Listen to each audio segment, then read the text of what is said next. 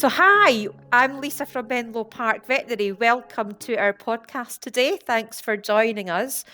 Today we're going to be discussing the very important topic of mental and physical burnout in veterinary practice and offering some tips on how to reignite your spark in clinical work. So joining us today is Dr. Lauren Horton. Lauren, thank you so much for popping in. Would you like to quickly introduce yourself? Yeah, hi Lisa. Thanks for the introduction. I qualified as a vet nearly 20 years ago, and in my fairly long career now, I've covered lots of different roles. I've been a veterinary intern. I've worked in emergency and critical care doing nights for 3 years. I've worked as a GP vet, a locum. I've had my own practice, and I've also worked in the upper echelons of management for a large veterinary corporate. So I've experienced quite a lot of different situations within the veterinary profession, Yeah. and also the trials that go with them. Yep. Great, thank you. What a varied career, and you'll be able to bring a lot to this today, so thank you so much. We also have Josh here as well from Menlo Park Veterinary. Hi, Josh. Hello, thanks for having me, Lisa. Thank you. So I think just to start us off, how would we describe burnout and what causes it?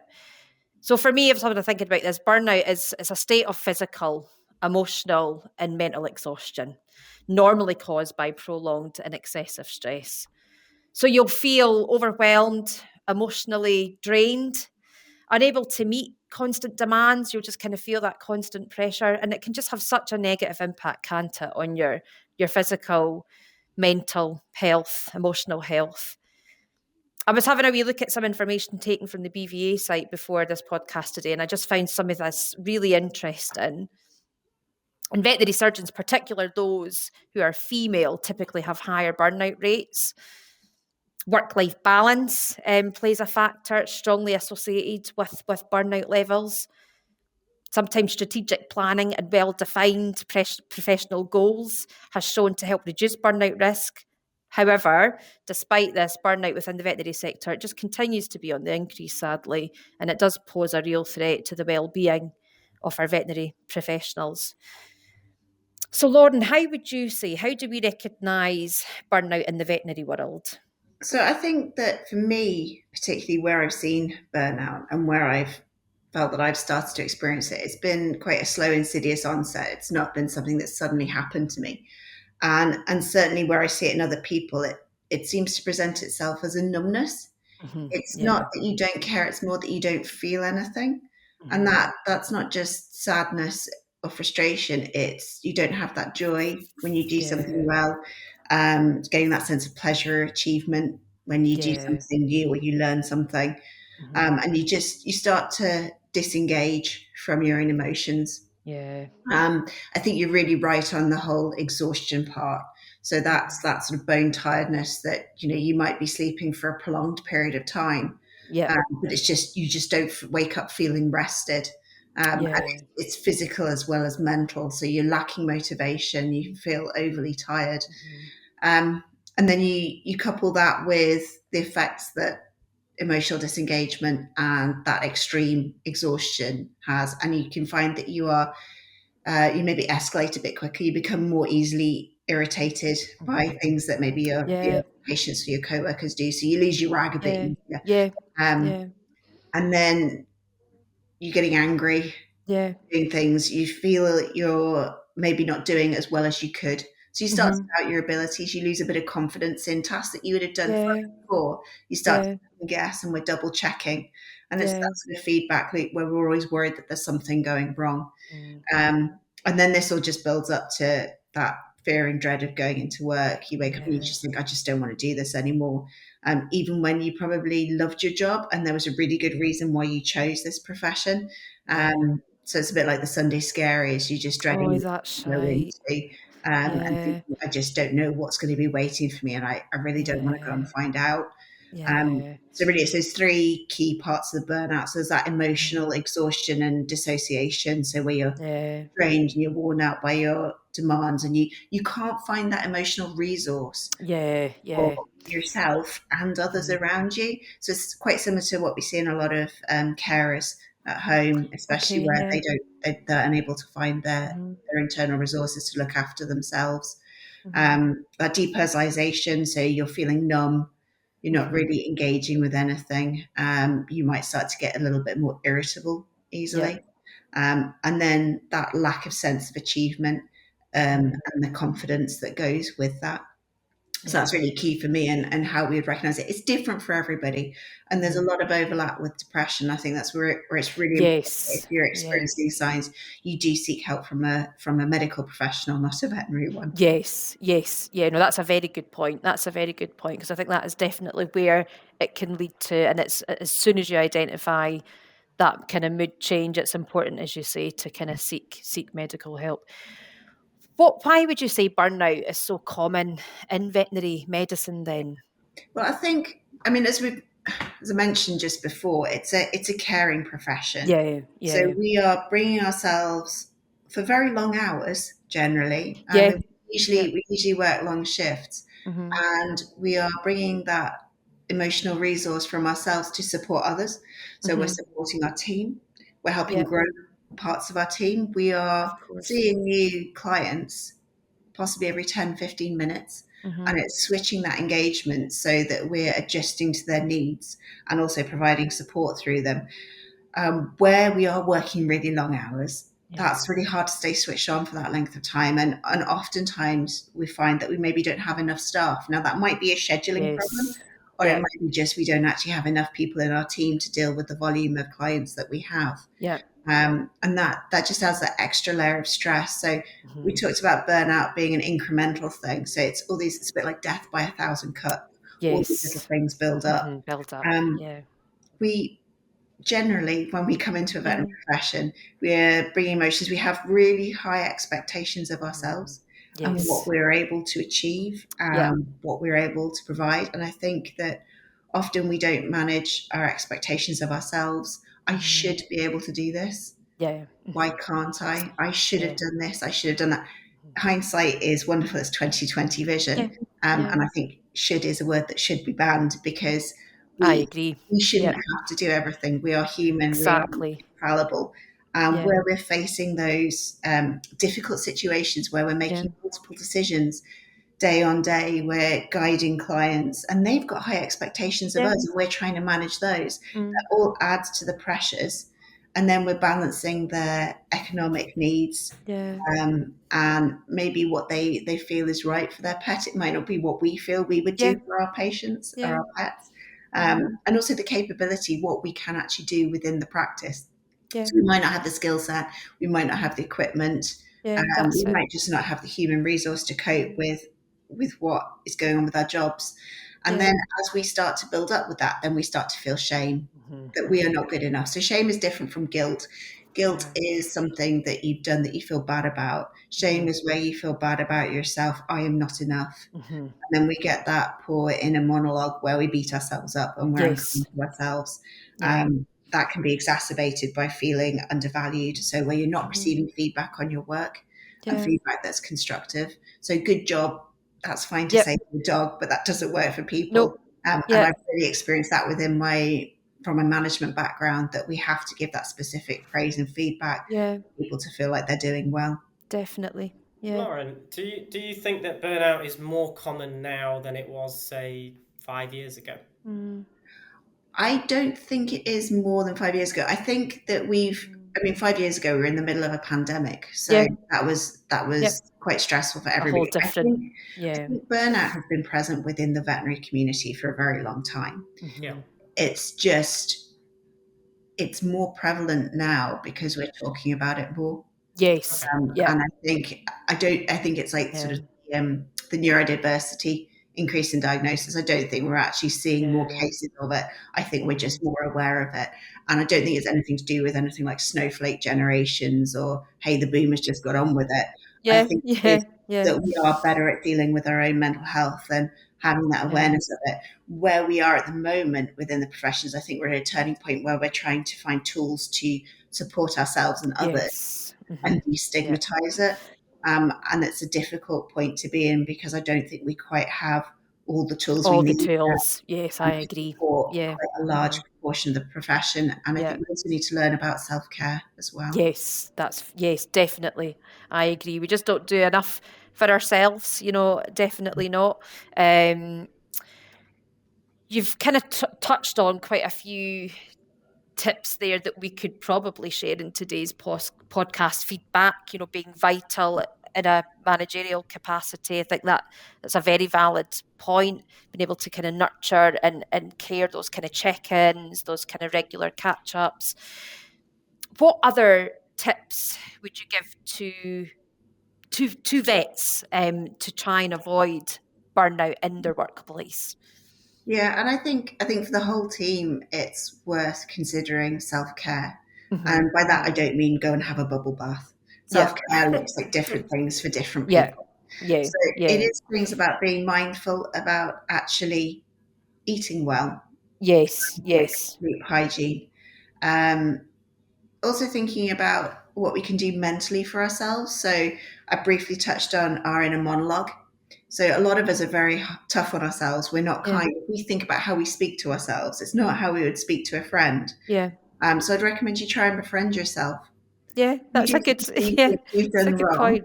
Yeah. Talk to imagine it's one of your friends or one of your colleagues. What would Yeah. you say to them, and then say that to yourself? Hmm. Take the time to pause. Yeah. Give yourself an internal That's hug. a very good point. It's Yeah. okay. It will be okay. Yeah. Breathe. Notice the world around you. Find joy in the Yeah. little things. Think Yeah. about what the air smells like, what the trees sound like. Just Yeah. remember that joy in actually being alive and present in the world. Yeah. Yeah. Um, Create some non-negotiable time off. Yeah. So when Hmm. you leave work, it's Yeah. really helpful to do a mental check-in with yourself. What went well today? What did I achieve? Yeah. And then I usually have a process where I come home, I'll get a cold drink or a cup of tea, Yeah. I'll change my clothes out of my work clothes, and then I'm a wife and a mother, Yeah. and that Yeah. is extremely important that I can Yeah. do have that separation. That was something I learned Yes. after my That's postnatal depression, that I had very to get the important. separation between work and home Yeah. Hmm. to both show up for myself and show up for my family. Yeah. Um, think about your support network. Yeah. Who have you got around you that you can talk through the difficult things with? It might be your family, it might be your friends, it Yeah. might be your work team. You may have a mentor. Mentors are great. You Yeah. need to pick them carefully so they're right Yep. for you, and it's a reciprocal relationship.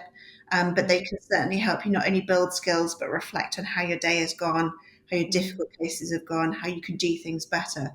Um, I found one of the most helpful things for me in avoiding burnout, and actually, it's having gone back into practice from having been Yep. in business operations for 5 years, has been actually developing my communication skills. Yes. Yeah. So I took a bit of a sabbatical and I did a coaching qualification, and Yeah. actually, the communication skills I've learned have really helped me not only discover Hmm. what my clients need and manage Yes. expectations better, but also what my team needs. So Yeah. thinking about really doing that deep listening so you're able to partner with your team and your clients, and that Yes. makes your day a lot smoother. Um, Yep. and then thinking about how you can say no. So Yep. we're often people pleasers, we want Yeah. to fix things. That's Think right. about the impact that saying yes will have Yeah. on Mhm. you. Yeah. And then if you feel like you're going to feel guilty by declining that extra shift, Yeah. think about how else where you can redirect somebody to. So, oh, I know that Brona's free, Yeah. or have you tried this locum that I know? I Yeah. can't do it this time. Really sorry. And then it makes you feel less guilty because you've given other options. Yeah. It can be a really good way of saying no, but actually helping that person solve their problem, and that feels good in itself. Yeah. And then I think really creating that positive culture within that network that you have at work. Yeah. So Hmm. having respect for everybody. Everybody's got a day. Everybody's got things that are Yeah. going on Yeah. outside of their place of work. So avoid gossip Hmm. and try not Yes. to It's yeah. judge, because I That's think right. it's really easy to go, oh, wish you shouldn't have done that. Hmm.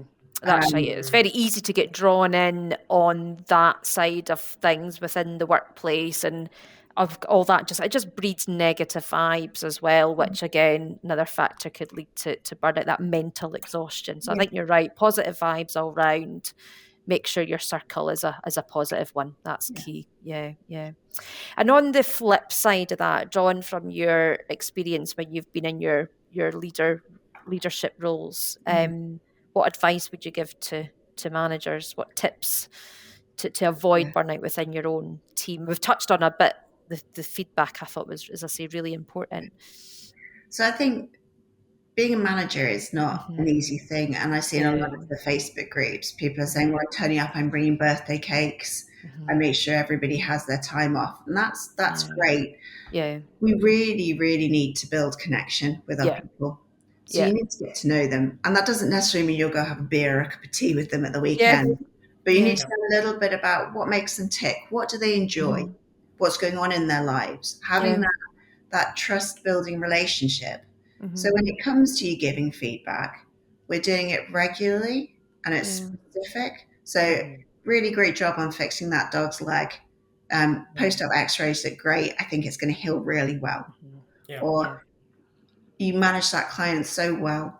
They came out and they said that was a really tough situation, but you actually made it better by the way you handled it. So that's specific. It's not just good girl or good lad. Exactly. Yes. So you're thinking about that. That's good. Yeah, that's good. Yeah, you're drawing in on those positive, aspects of the case and what they handled well. So, which brings me on to the clinical spark and how can you reignite that if you feel. I speak to so many vets now who are looking, feeling exhausted and looking for a move out of clinical, and it's a shame because, they've worked so hard, join, be it they're a vet for a reason, right? This is something you've always kind of wanted to do. How do you reignite that spark in clinical, your want to stay in clinical work? I mean, that's a really good question. I've experienced that. I left clinical work for a period, and having come back in, for me, it was key to think about why I actually went into veterinary in the first place. So I went in to improve animal welfare through education. And that ties very much in with me partnering with my clients to get the best outcome for their patients and actually listen to them and what they want. Yeah. Because it's a two-way relationship. You don't just tell them what to do. Yeah. Guide them to make a decision. And I think if you can take some time off, try and get some perspective. So that's can be where a mentor can be really helpful, or having a coach or somebody to talk it through. What is it that you actually enjoy? What energizes you? And where do you find that within your job? Where do you find flow? Yeah. And then couple that with these conversations with your manager. Think about your self-development. So it might be you could do CCD, but where you're doing that, be intentional. It's not just doing hours for the Royal College. It's about thinking about how you develop yourself and where you're going to meet like-minded people that you can then expand that network so you can support each other and maybe learn a new skill, bring something new to the profession. The 5 whys technique is really helpful. So, why did I get into veterinary medicine? I wanted to improve animal welfare. Why? Because I'd seen so many pets that could have been treated better by their clients, by their owners, because their owners didn't know any better. Why didn't they know any better? Because they'd never been educated. Why had they never been educated? Because their vet had never had that conversation. Why had their vet never had that conversation? Because they didn't feel up for it or they weren't able to. And that's my 5 whys. But that's how we get to the root cause of what really energizes you. Thinking about, use your network. Talk to your manager. If you can't talk to your manager, talk to other people within your team, share how you're feeling. A lot of them will be feeling that too. Learn about each other, support each other. It can be a really lonely place in a crowded room if you're not sharing your emotions and actually talking about what's going on. If it really isn't for you, then there's no shame in changing career direction. There are various ways that you can make lateral moves. So think about what it is you actually enjoy about what you do, because there'll be something in there. And then think about how you can use that and how you can diversify.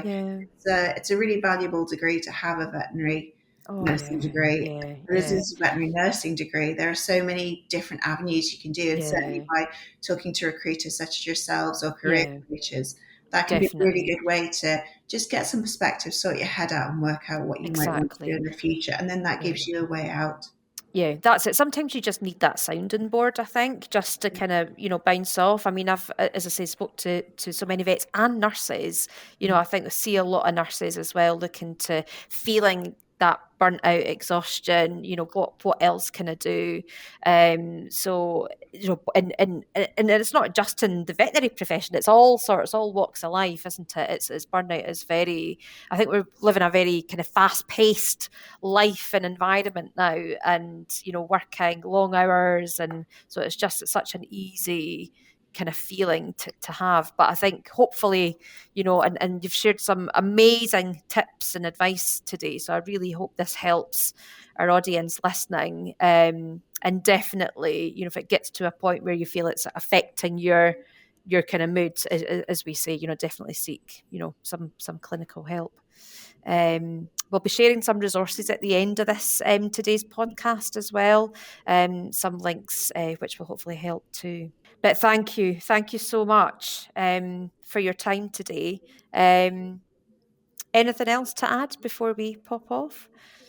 I think just be kind to yourself and be Yeah. kind to your teammates. Yeah, definitely. You're worthy of so much love and care. Mm-hmm. And I think we forget that. We forget ourselves. And sometimes Yep. we can only carry on by actually caring for ourselves. Yeah. Yeah. But no, thank you very much for having me on the podcast. I've really enjoyed it. Thank Lovely you. to meet you, Josh. Lovely to meet you. It's so- been an interesting, Yeah. some interesting insights to listen to for sure. Yeah. I think some of the advice you've given is going to be truly valuable for a lot of people that are going to be listening. Definitely. So yeah, thank you, Lauren. Yeah. Okay, well, thank you everyone for listening to our podcast. And as always, we're always here for any advice, sounding board, as we say. I think that's just sometimes what we all need when we feel like, where do you what's the next steps, So yeah, thank you and goodbye.